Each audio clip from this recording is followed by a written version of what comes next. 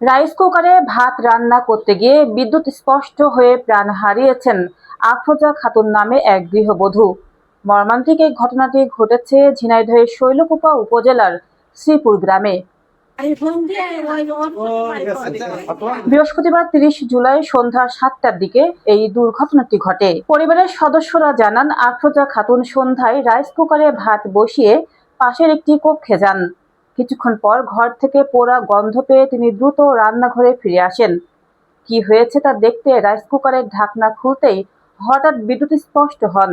এ সময় কুকারের ফুটন্ত গরম পানিও তার শরীরের ওপর পড়ে যায়। এক প্রত্যক্ষদর্শী বলেন, ঘর থেকে পোড়া গন্ধ বের হচ্ছিল।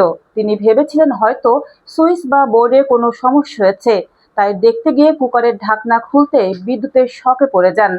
পরিবারের সদস্যরা দ্রুত তাকে উদ্ধার করে ঝিনাইদহ সদর হাসপাতালে নিয়ে যান, কিন্তু রাত 8টার দিকে হাসপাতালে জরুরি বিভাগের কর্তব্যরত চিকিৎসক তাকে মৃত ঘোষণা করেন। চিকিৎসক জানান, হাসপাতালে আনার আগেই তার মৃত্যু হয়েছিল। এ ধরনের দুর্ঘটনা এড়াতে বৈদ্যুতিক যন্ত্রপাতি ব্যবহারের সময় সতর্ক থাকার পরামর্শ দিয়েছেন সংশ্লিষ্টরা। বিশেষ করে যন্ত্রে কোনো অস্বাভাবিক গন্ধ, স্পার্ক বা ত্রুটি দেখা দিলে সেটি স্পর্শ না করে আগে বিদ্যুতের সংযোগ বিচ্ছিন্ন করে প্রয়োজন হলে দক্ষ টেকনিশিয়ানের সহায়তা নেওয়ার পরামর্শ দেওয়া হচ্ছে।